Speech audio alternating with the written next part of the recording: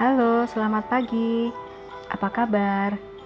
Semoga kalian selalu sehat, dalam kondisi yang baik, selalu semangat, selalu terberkati, dimanapun kalian berada saat ini.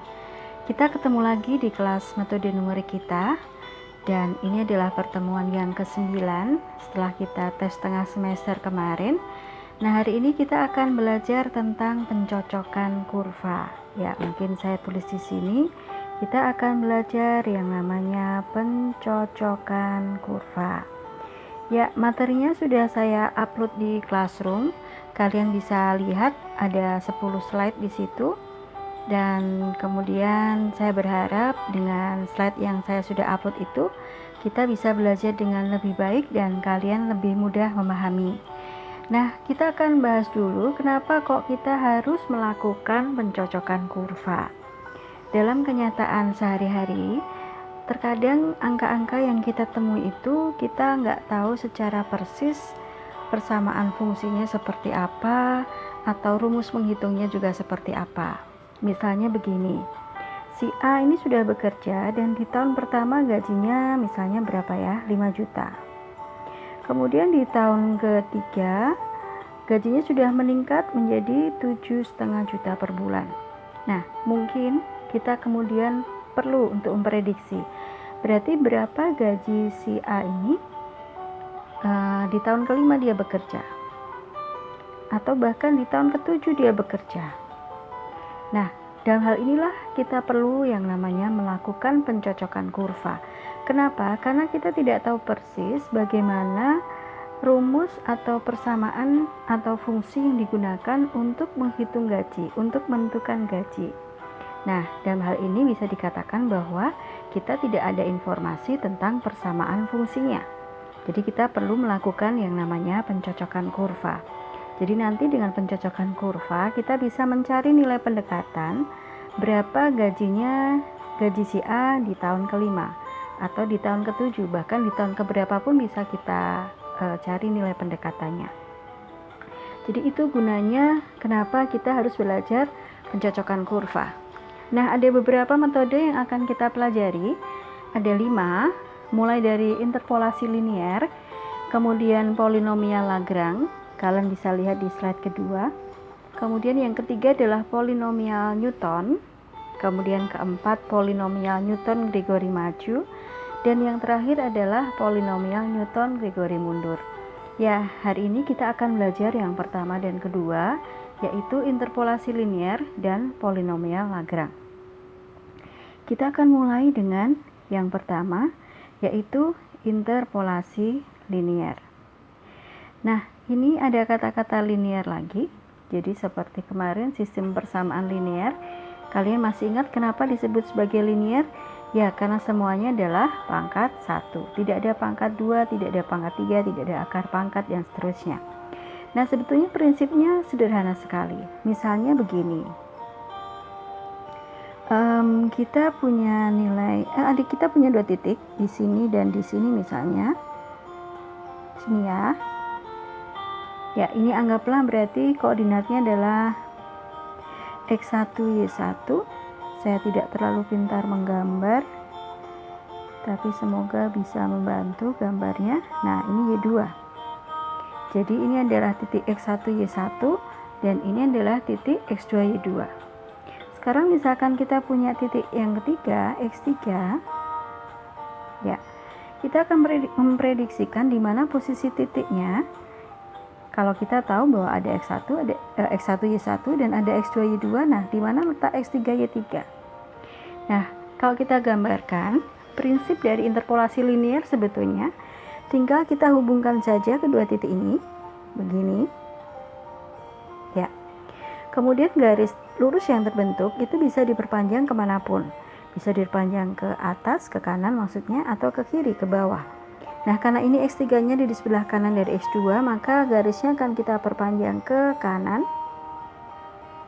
Gini. Nah, jadi sekarang kita bisa memprediksikan. Ya, ini titiknya. Berarti ini prediksi posisi X3 dan Y3. Jadi seperti tadi, Kalau di tahun pertama gajinya 5 juta, ini 5 juta. Di tahun ketiga gajinya 7,5 juta, berarti di tahun kelima berapa? Bisa kita prediksi, ya. Nah, ini yang disebut sebagai prinsip interpolasi linear. Nah, itu di situ penjelasannya memang bahasanya sangat matematis dan memang harus begitu, tetapi sebetulnya rumusnya itu ada di slide yang kelima, yaitu di persamaan 4.5. Di situ dituliskan bahwa, saya tuliskan sekali lagi di sini, P1X ini akan sama dengan Y0 ditambah Y1 min Y0 dibagi dengan X1 min X0 dikalikan X min X0. Ya, inilah rumus dari interpolasi linear. Nah, P1 ini 1 artinya derajat 1 berarti linear. Kemudian Y0 ini adalah pasangan dari X0. Jadi kita punya dua titik, yaitu X0 Y0 dan X1 Y1. Nah, kemudian ini ada X. X ini apa? X ini adalah yang akan kita prediksikan. Nah, coba kita lihat sebentar contohnya di slide ke-6. Di situ diketahui ada dua nilai, yaitu ln 9 sama dengan 2,1972 dan ln 9,5 2,2513. Kemudian kita diminta memprediksikan berapa nilai ln 9,2, ya. Jadi ln 9,2. Di situ sudah ada penjelasannya sampai selesai.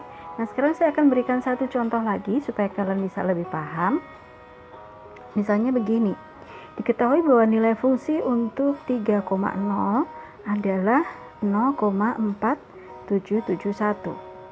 Kemudian nilai fungsi untuk 3,8 adalah 0,5798. Kita diminta untuk memprediksikan, mencari nilai pendekatan untuk nilai fungsi bagi 3,6. Ya, ini pennya terhapus. Ya, jadi diketahui tadi nilai fungsi untuk 3,0 adalah 0,4771. Kemudian nilai fungsi untuk 3,8 adalah 0,5798. Dan kita diminta mencari nilai pendekatan untuk nilai fungsi dari 3,6. Ya, kita akan identifikasi dulu. Berarti kita harus punya X0, Y0. Ya, ini dari yang pertama dulu, yang ini. Berarti X-nya yang mana? Yang 3,0 atau yang 0,4771? Ya, betul. X-nya adalah yang 3,0. Ya, ini karena sudah ada komanya, saya pakai tanda titik koma untuk memisahkan antara nilai X dan Y. Berarti Y-nya adalah 0,4771. Jadi X0-nya adalah 3,0, sedangkan Y0-nya adalah 0,4771. Kemudian titik yang kedua yang kita miliki adalah X1, Y1. Ini X1-nya adalah 3,8.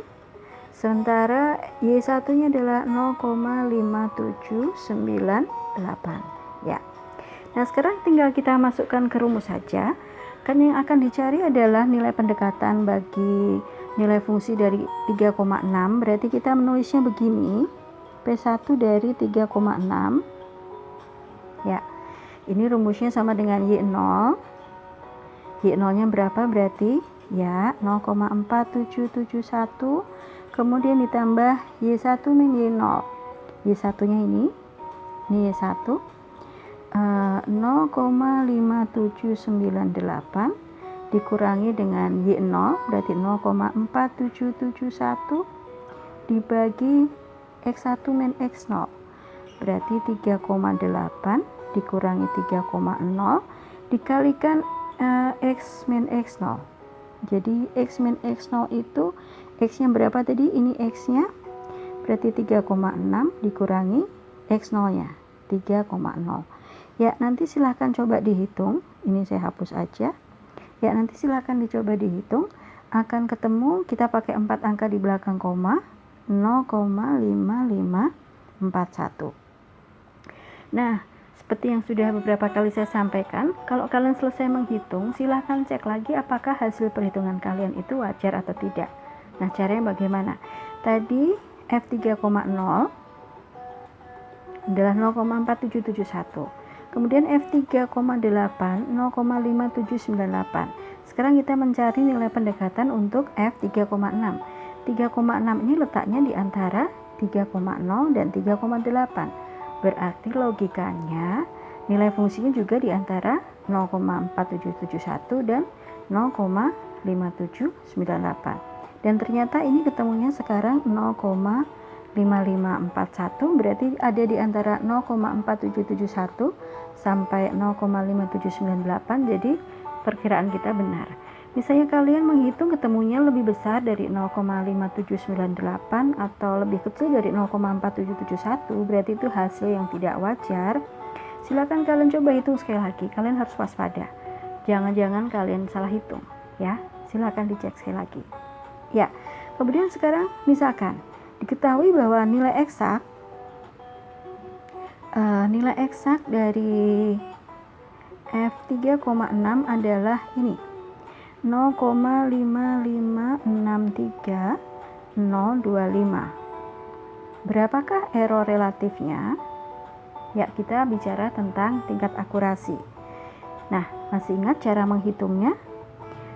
Error relatif itu adalah harga mutlak dari selisih antara nilai pendekatan 0, saya nulisnya harus agak kecil-kecil nanti supaya cukup, 0,5541 dikurangi nilai eksaknya 0,5563025. Ini harga mutlak, artinya selalu positif.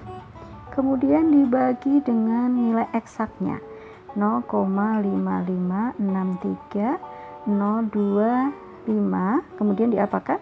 Dikalikan dengan 100%. Ya, nanti ini juga silakan dicoba dihitung.